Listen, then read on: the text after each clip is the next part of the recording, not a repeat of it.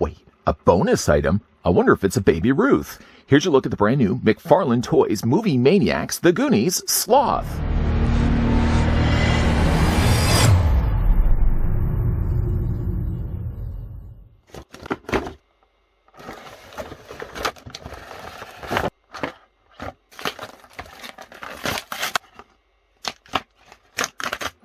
From the classic movie The Goonies comes a new Movie Maniacs figure of Sloth from McFarlane Toys.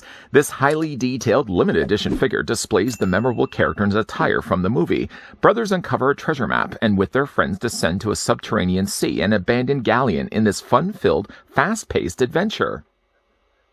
Hey you guys! Are you guys all ready for another Movie Maniacs review? As we cover off, of course, the second wave of the brand new Movie Maniacs, courtesy of the folks over at McFarlane Toys. I'll bring in a couple of other Movie Maniacs figures in a second, do some comparisons, of course, with the Sloth that we're about to have a look at, and, of course, we'll uncover the treasure that's sealed inside the question mark box you can't see right now, but it's just off to the side of the camera here. All of that will be coming shortly. First, though, of course, we want to grab the tape measure and see how tall the figure stands. He is, though, permanently attached to his display stand, not that that's a deal breaker at all. Sloth, though, stands about 6¼ inches in height, or the figure's going to be about 16 centimeters tall. As promsies, though, bringing in a couple of Movie Maniacs we've looked at before, some of my personal favorites, well, at least one of my personal favorites, the Wicked Witch of the West.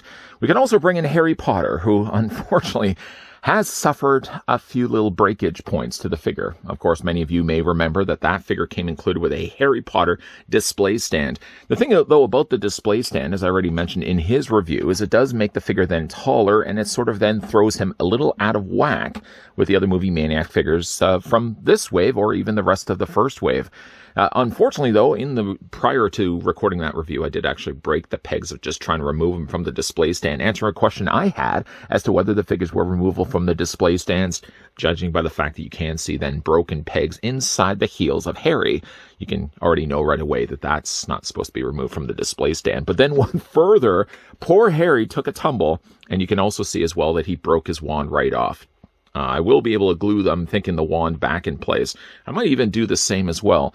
But even really without his display stand, I think he fits a little bit more in line, not only with the earlier wave, but the newer wave that we're also going to be looking at, starting with Sloth here.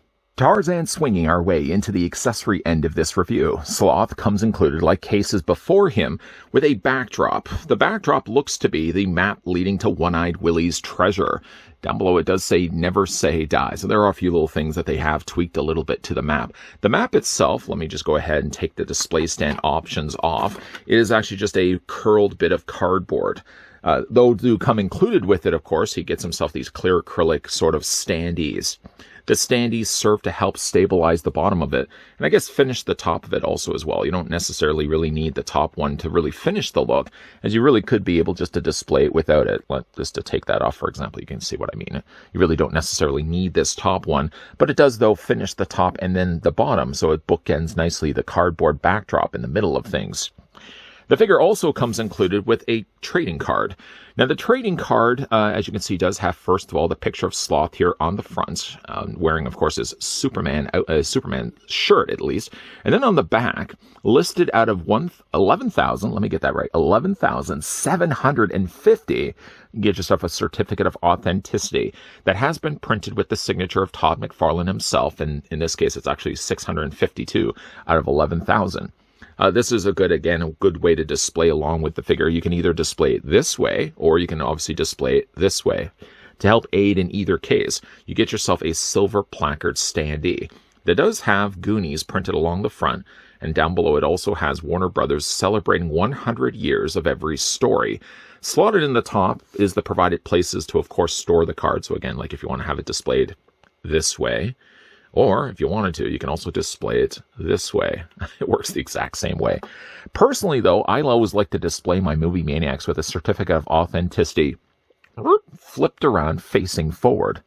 I think it just brings a little bit more appeal. Make this look like it's a more limited piece.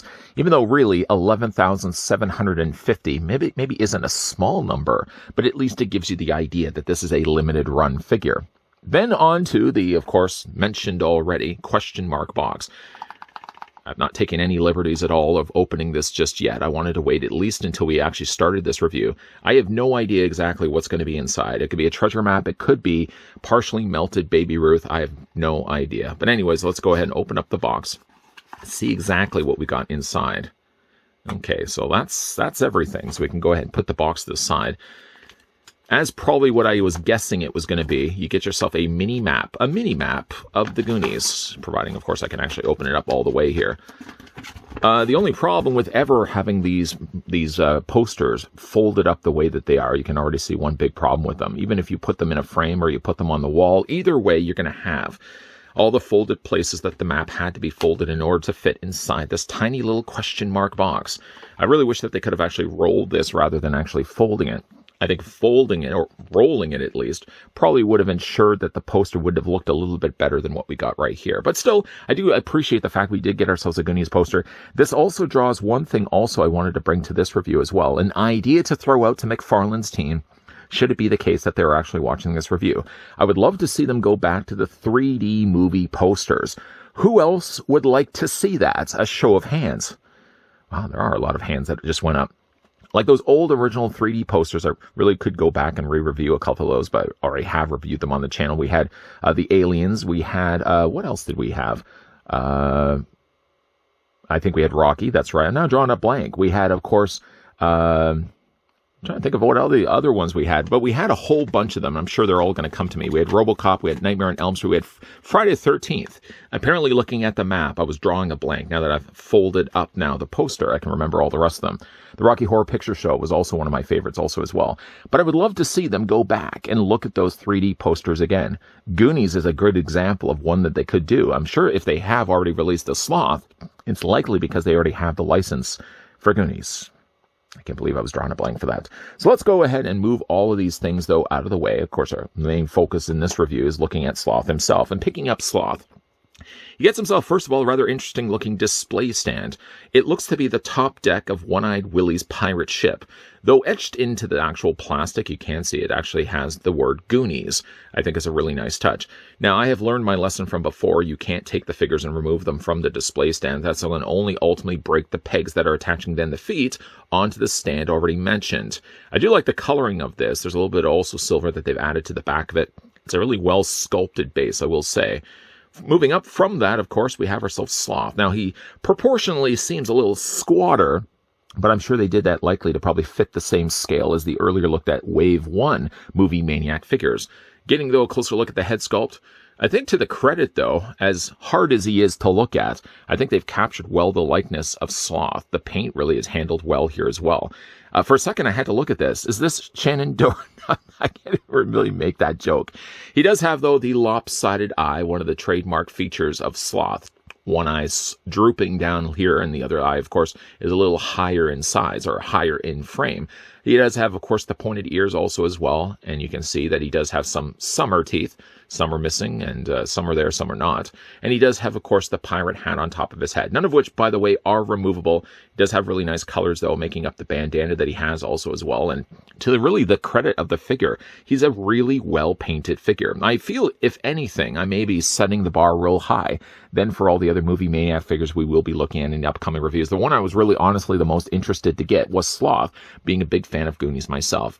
He's ripping, of course, open the shirt, revealing the Superman logo t-shirt underneath and a pair of red suspenders. The way they've actually ripped the shirt, you can actually even see on the back of it. Maybe not even getting a glimpse of this in the movie, but you can see, though, the way they've actually ripped the material on the back of it. Again, really well painted. No problems whatsoever. Though to call this a figure would really be an understatement. I mean, really, the figure doesn't have any posability at all. I guess that would be an overstatement rather than an understatement, the fact that the figure is really delivering anything in the way of posability. You can't rotate his head, no. You can, of course, rotate his arms, and you can't rotate his waist. He's essentially, though, a staction figure. But though, while he does lack a little bit in the way of the posability end of things, the figure more than makes up for it, I feel, at least in the sculpting and the paint, both of which have been handled really well by McFarlane's team. Yeah, all in all, it's a good-looking figure. Whether you, though, decide to display the figure with, again, that certificate of authenticity, Or again, if you decide to display the figure with the backdrop card, but then behind him, it's all a matter of how much space, real estate space, you have on your shelf. Generally, though, with my movie Maniacs, at least the ones that I've collected so far, all of Wave 1 and then what we will be looking at here in Wave 2, I don't end up displaying a lot of them, any of them really, with the backdrop behind them. Just because, again, when it comes to displaying them, I don't really have a lot of shelf space to work with. So then ultimately, like for example, if I was to take myself and bring in the Wicked Witch of the West, I'd rather just have them closer together like this. And by that, obviously, then it makes the backdrop behind them null and void. But all in all, it's a good looking figure. I think we've again set the bar really high for what we will be expecting with the rest of the wave of the brand new Movie Maniacs figures, courtesy of the folks over at McFarlane Toys. Just so you know, I am hanging my head down in shame the fact I couldn't even remember those 3D movie posters. Those, by far, are my favorite things the McFarlane's team has ever done, short of the Movie Maniacs line. And of course, as a continuation of the Movie Maniac figures that we're getting now, I don't think it's that far removed of an idea that they couldn't approach the 3D movie posters again. Seeing that they already have, I'm guessing, the licensing for Goonies, the fact that we are looking at Sloth and all, why not do a 3D movie poster? And some of the things they've actually done with the 3D movie posters is that the side spine of it look like the old video cover boxes. I would love to see them do a Goonies. Now, whether they decide to do the defaulted poster, the one that came included inside the question mark box that unfortunately was all folded in on itself, or they go with the more elaborate poster where you have all the characters suspended down by a rope. That was a really cool poster also as well. But either way, I would love to see how many people, show of hands, would like to get more 3D movie posters, courtesy of the folks over at McFarlane. Oh yeah, the whole room is filled with hands.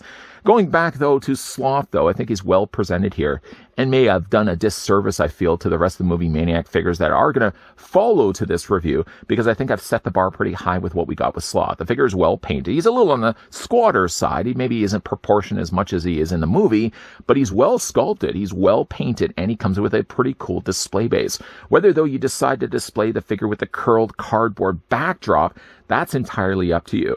For me, in the fleeting space that I have on an ongoing basis, and it continues to fleet, believe you me, I probably will just end up displaying this guy on the shelf with all then the closer Movie Maniacs really like shoulder to shoulder, because I just don't have the afforded space to be able to put the cardboard backdrops behind them. But what do you guys think of the Movie Maniacs Sloth? Let me know down below in the comment section. I think, honestly, based on the rest of the ones that we're getting from this wave, I think this is the one that's the closest to being, quote, a movie maniac. It has been sort of questionable territory as to what you would exactly call a movie maniac. I always consider something more of the horror genre. But again, what you'll see in upcoming reviews, like Gandalf. I don't know if I would consider Gandalf to be a movie maniac, but again, his review will be coming up shortly. Make sure, of course, if you haven't already done so, first of all, if you like this video, I want to throw it a like. But more importantly, if you haven't already done so, make sure you hit that subscribe button down below, and that you're also turning on the bell notification. Those two things help, of course, not only help the channel grow, but it also helps you to be in the know whenever new videos are posting, like, for example, the rest of the Movie Maniacs. And, of course, more content is going to be coming your way on an ongoing basis, so make sure, of course, you're keeping your pirate peepers peeled to this channel. As always, guys, thanks for watching. See you guys next time.